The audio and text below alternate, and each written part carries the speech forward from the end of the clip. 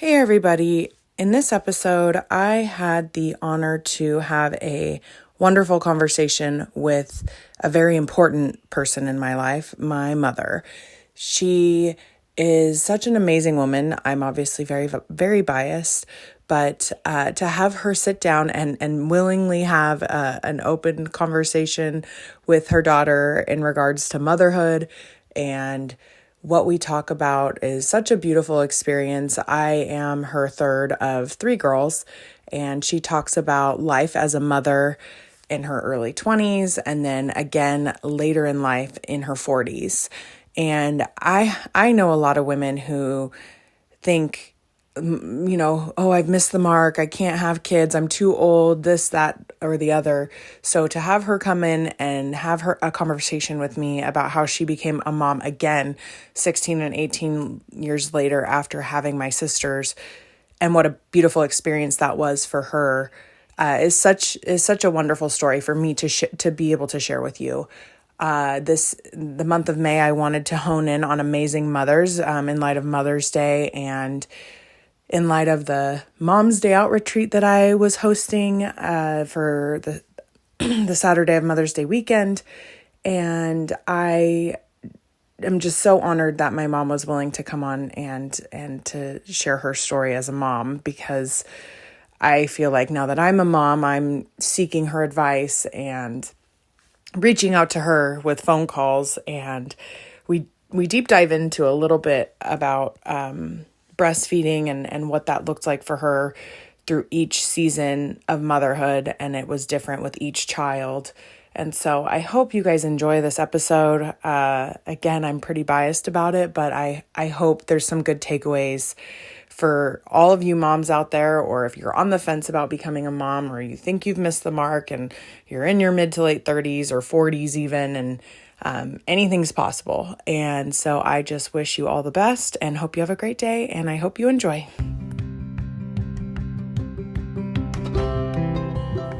Welcome to the Kindred Journey podcast, the podcast where women share their experiences of stepping into courage when comfort is no longer an option. This is the podcast for connecting in community with women who have been shaped by the liberating to challenging seasons that life endures. I am your host, Lesley. I am a wife, mother, daughter, sister, and friend.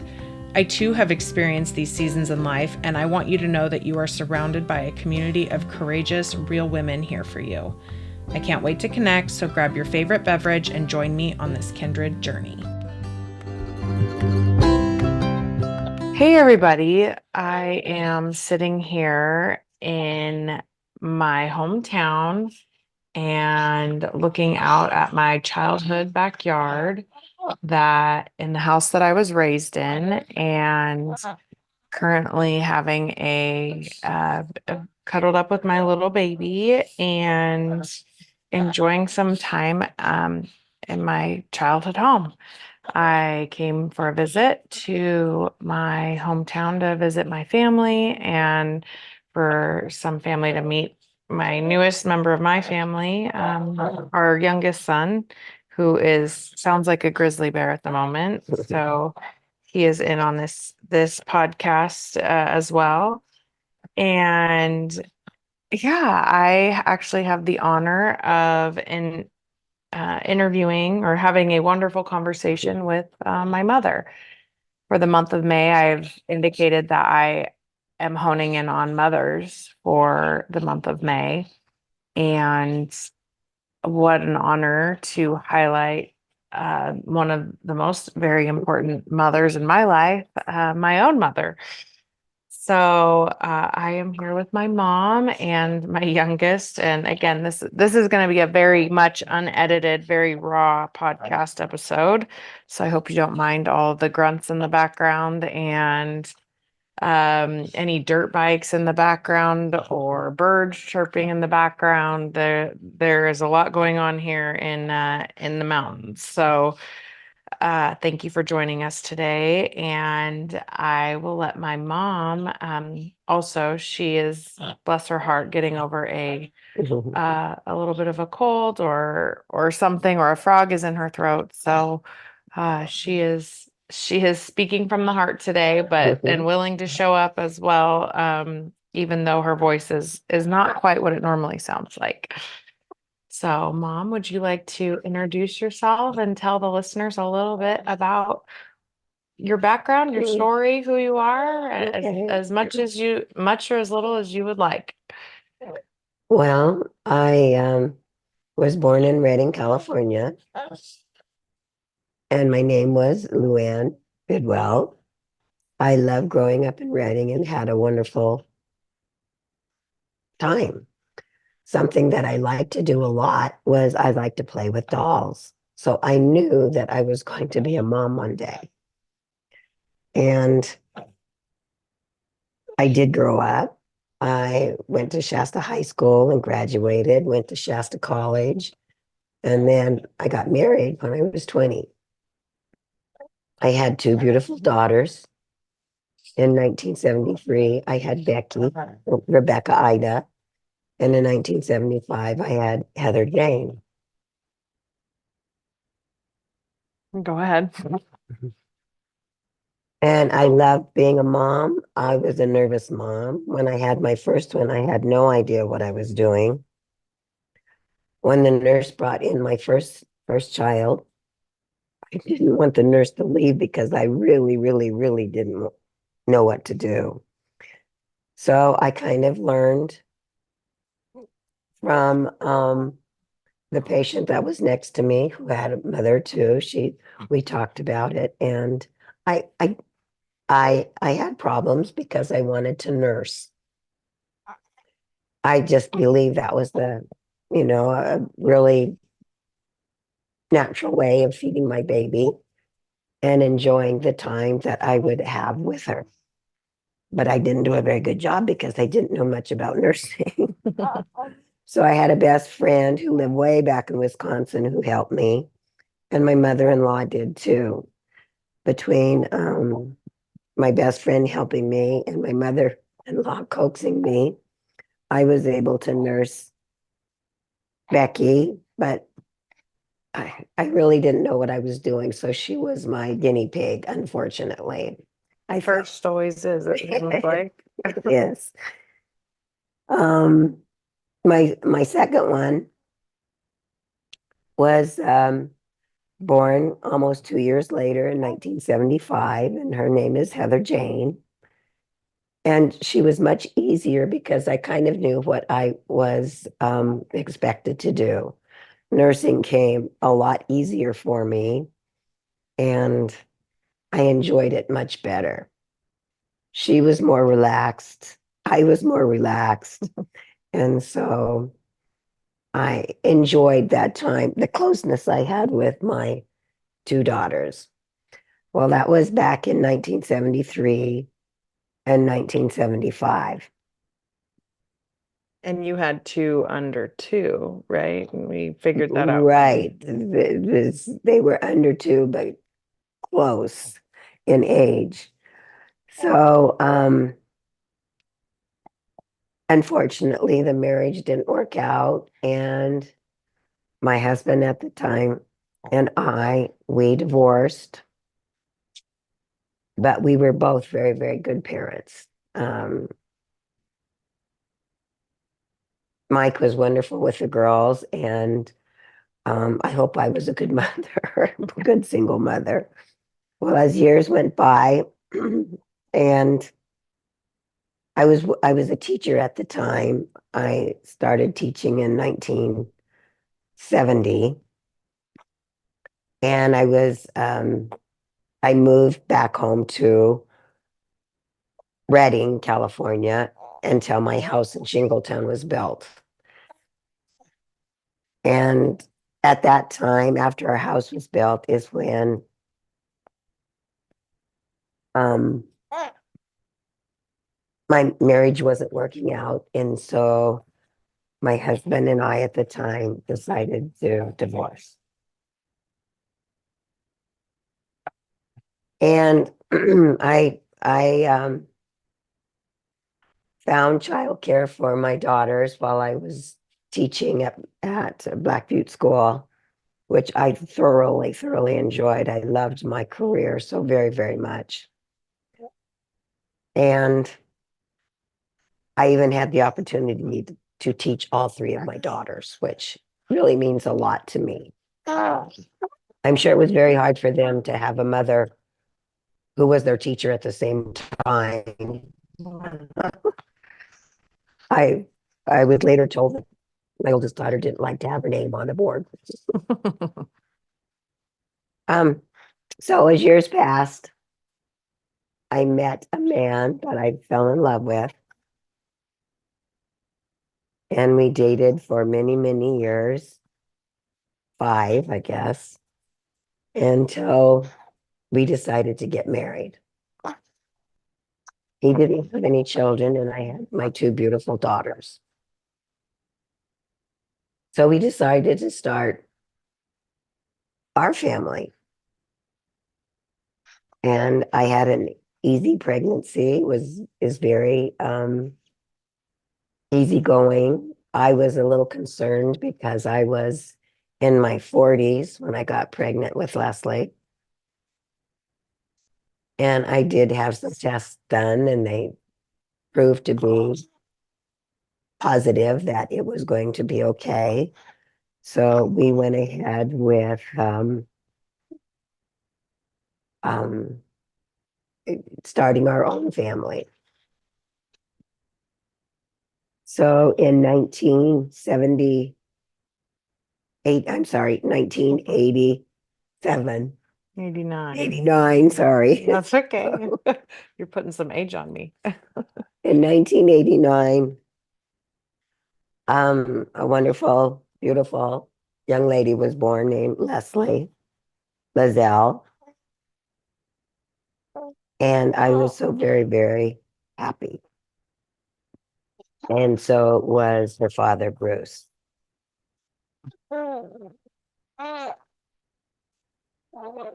Mhm. Um, my delivery was very interesting. With Becky and Heather, I tried hypnosis for delivery, and it worked very, very well, especially with Becky. Um, Heather was a larger baby, so I felt like it didn't work as well.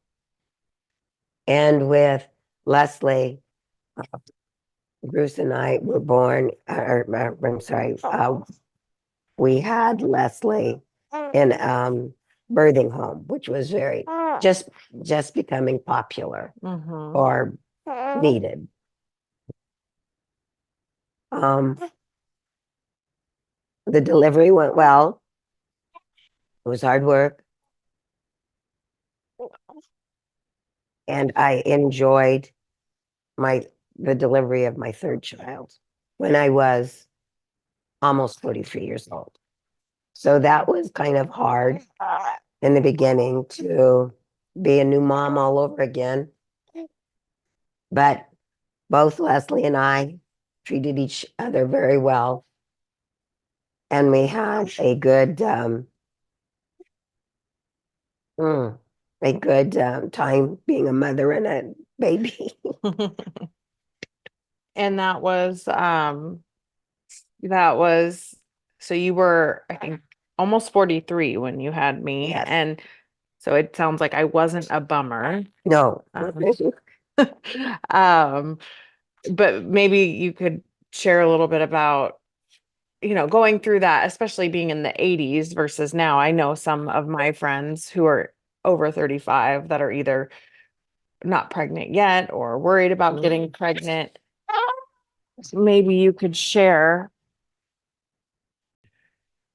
Maybe you could share with the listeners a little bit about that process, because I feel like there are some women out there that want to have kids, or I know a lot of women, or at least I started in my 30s having kids, and some feel like it's too late, or they missed the boat, or Mm. geriatric pregnancy, that those words are flashed above you if you're over 35. So I think some women that I'm either friends with or I've met in birthing classes have kind of some experience. How did that feel? I know you had pregnancies in your 20s, and then Mm.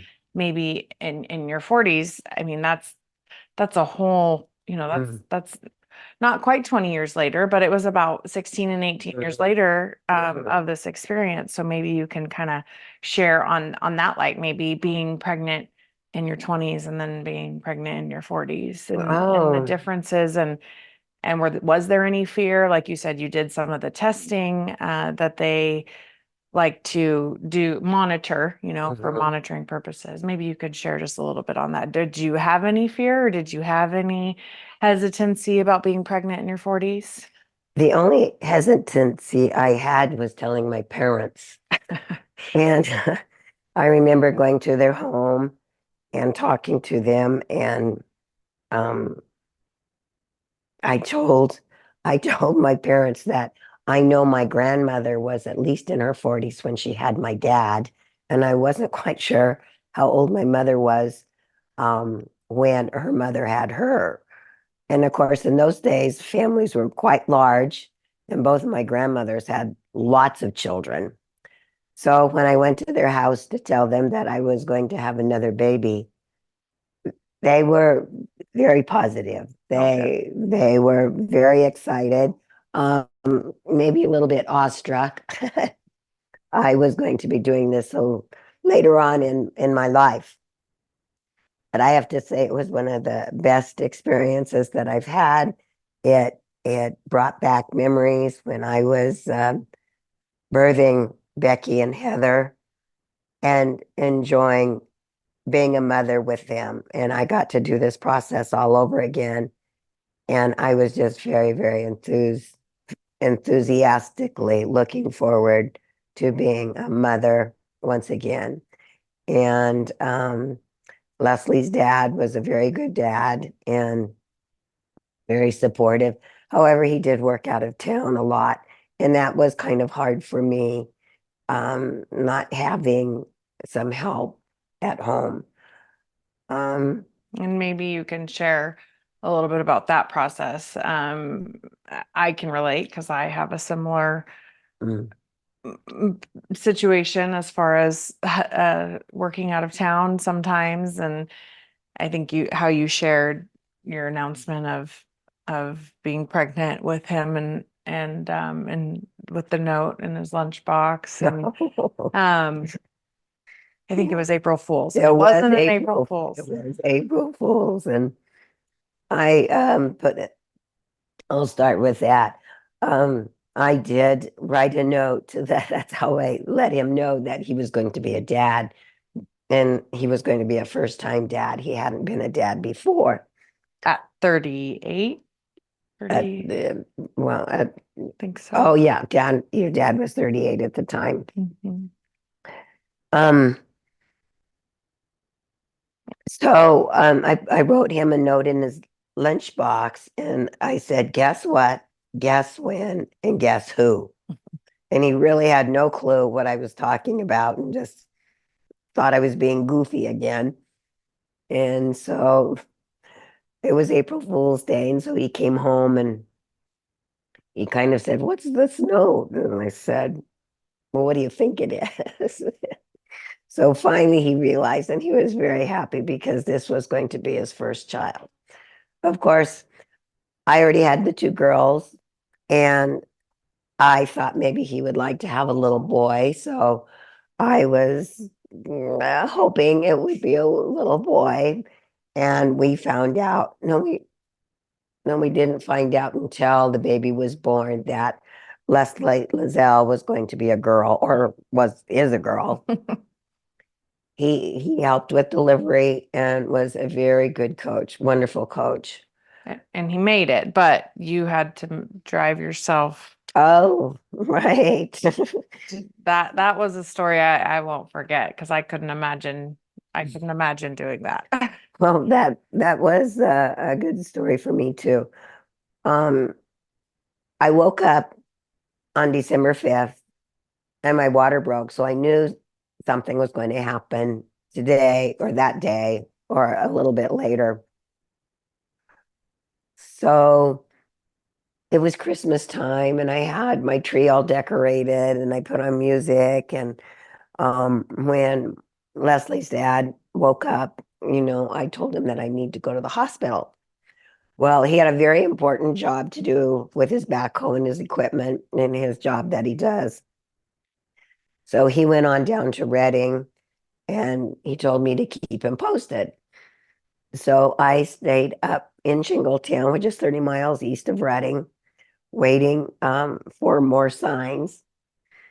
And finally, when I was having some contractions later that afternoon, I got into my vehicle, which was a Jimmy with a clutch. I drove to Reading and picked up Heather from high school and her friend, and I drove Heather and her friend over to her dad's house. Then I went and of course, I had already let Bruce know by this time I was coming to town, and he said, "Well, I'll try and hurry up with my job."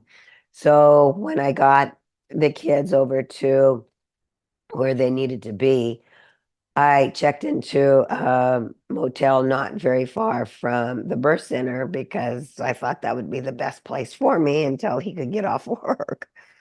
It was interesting. I knew what I was going through, so I I wasn't nervous. I wasn't scared. I just knew that I wanted him to be there sooner than later. So finally, around 6 o'clock, um, he came over to the motel. His sister was there, and they were helping and encouraged me. And I think it was about 8 o'clock. We went over to the birth center, and I knew that it was going to be I was going to be delivering soon. It was. Um, I'm glad I had the experience, so I knew what I was expecting. Bruce was a very, very good coach. And then I had my parents bring I didn't have them, they decided to bring their motorhome down. And so they were there. My sisters came. Bruce's sister, Daryl, came with her little girl. So it was kind of like a little party. Sounds like it. Well, Is that where I got it from? I think so. It it was a wonderful experience. It really was. And I tried the bathtub, but that didn't really work for me. And Lesley was also birthed naturally, but not through hypnosis. I tried to do the hypnosis, but it didn't work as effectively as it did with Becky and Heather. That was a great experience. So Becky was born before midnight, 11. You mean Lesley? It's Lesley, the thank mom you. thing. I get my kids' names mixed up all the time, so that's okay. And it was fun having a baby at the birth home because um, I got to stay with Bruce and the baby, Lesley, and it was just a wonderful experience. It was near the Sacramento River. It was a warm, warm December 5th day for Reading, and the leaves were rattling, and the river was running, and I couldn't have had a better place to have a birth in at that birthing center. It was a great experience. Of course, we had a little bit of champagne after Lesley was born.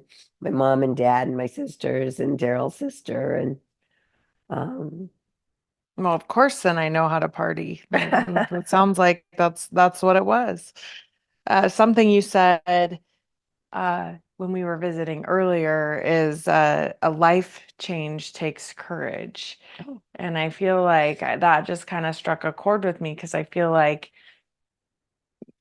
I know a lot of friends that are they say, okay, get it done and over with, the baby stage, the trench phase. This is the hardest part, and you willingly stepped in to it, not only again, but 16 and 18 years, you were almost an empty nester I was almost and 18. you decided to do it all over again. And so I think just what you said is a life change takes courage, and it sounds like it's something you wanted, and you wanted to give my sisters a baby sister and to have this new mold of what a family looked like with dad. And Um, Also something you've said through the years, and I hope I have your genes when I'm your age, but that I've kept you young, Oh, having a right. kid later in life and Mhm. doing all those things again. But maybe you can just kind of touch on that experience, how it's affected you as a mom and a wife, and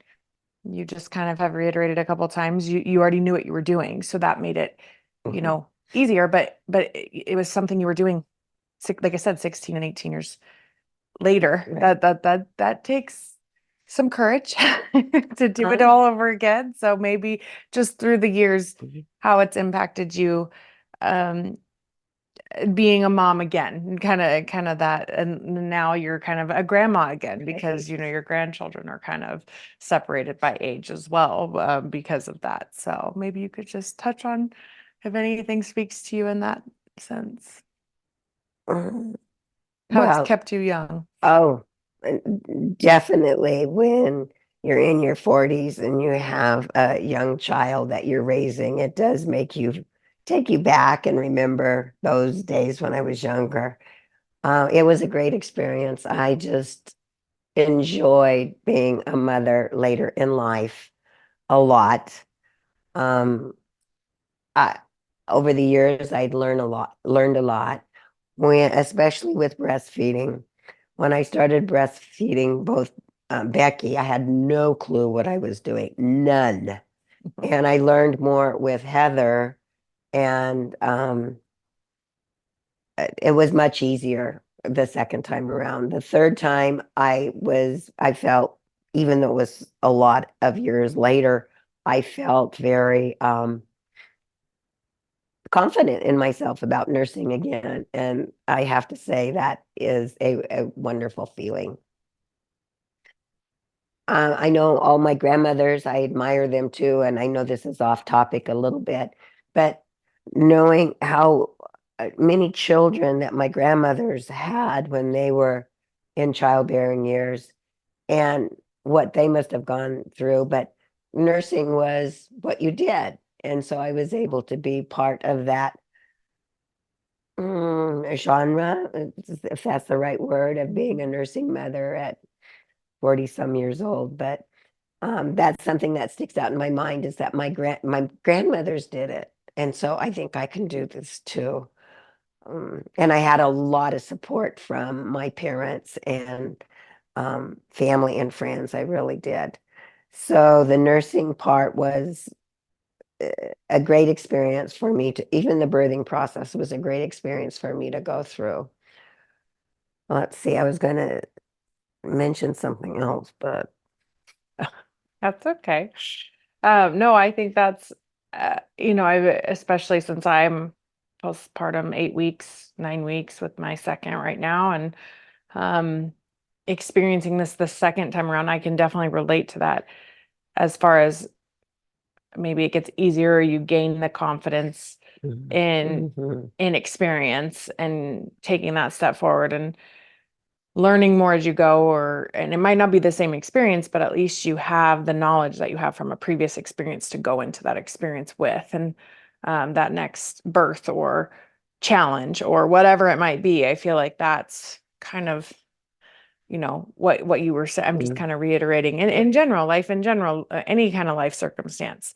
If you go through it again, you gain a little bit more confidence. You go through something the second time, or it's a learning experience. Okay, I'm going to take this and do this differently. And so I think that's something that kind of sticks out to me with what you were sharing the most. Right.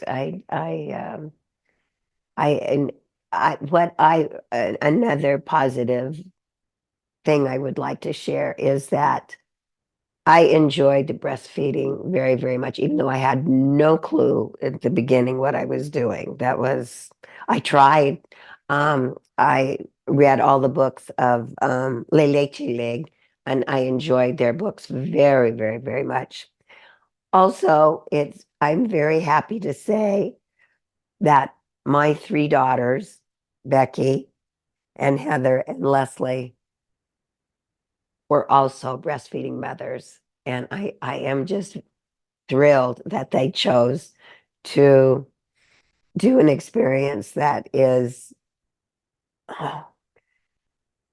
beautiful. That's all I Mm. can say. Breastfeeding to me was just beautiful. I love that. Well, thank you for being my support and my coach and my mentor along this journey of motherhood, because I feel like it's something you've said, and I think I've actually shared this on the podcast. Once a mother, always a mother. So um, I appreciate you, and I'm honored that you were willing to be a guest on my podcast. And thank you for always believing in me and supporting me in my endeavors and my journeys in life. And yeah, I just think that this is so fun that I got to interview my mom. And nobody really, everybody in our personal life knows you, but it's not like you're some um Instagrammer or social media influencer or anything like that, but you're a big influence in my life, and that's what matters. And I always like to finish up the podcast conversation with a question: that what would you have told yourself, your old self, prior to stepping into that season of courage, whether you consider that being motherhood or being a mother again in your 40s, or what advice would you give yourself? Your 40-year-old self, or your 42-year-old self, or your 22-year-old self, knowing what you know now as a lovely 77-year-old woman. Oh, um,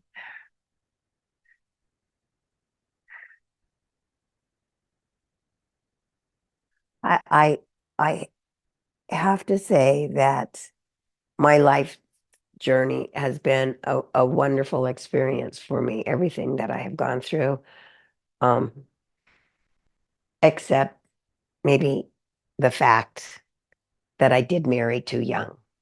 Mm. And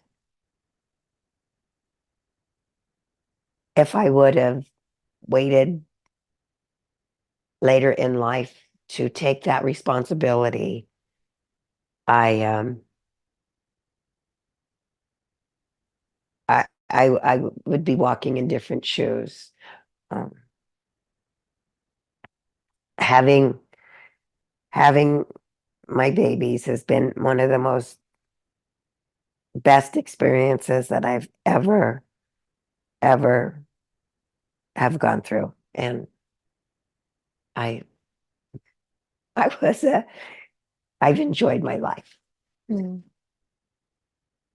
Well, that's beautiful. That's, I think, the goal, right? At the end of our lives, we want to look back and not have regrets, and not have live the best life we could. And I know something you've shared with me before, in your advice to yourself getting married young, is to maybe follow your heart, and Mm. and Mhm. and and and Pursue. especially pursue those dreams that you have. And so I'm not trying to put words in your mouth, but I know that with that, there were things that you wanted to achieve that you didn't quite get to Mhm. see through because of making, like you said, that was the path you chose. So maybe that would be the advice Mhm. um, to your younger self, is to pursue those dreams, Right. follow those through. Mhm.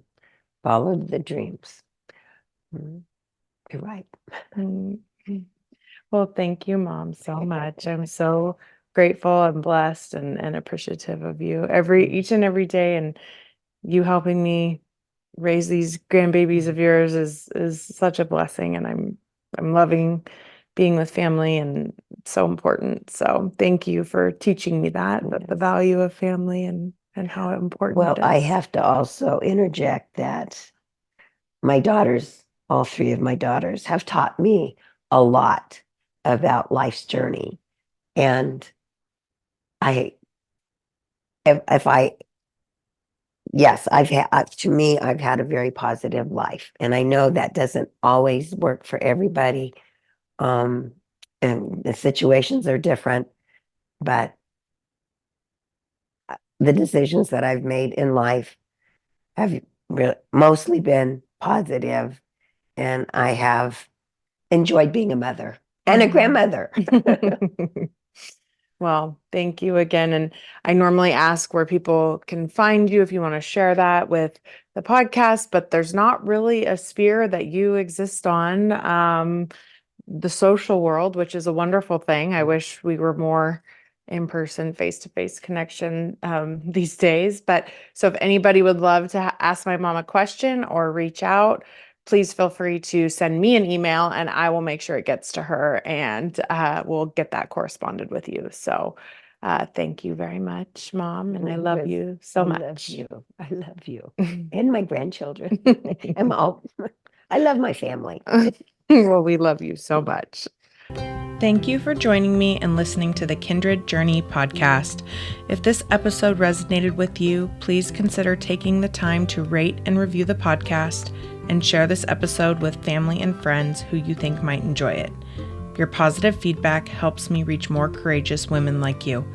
This is my passion project, so without you, I wouldn't be here doing this, and I deeply appreciate your support.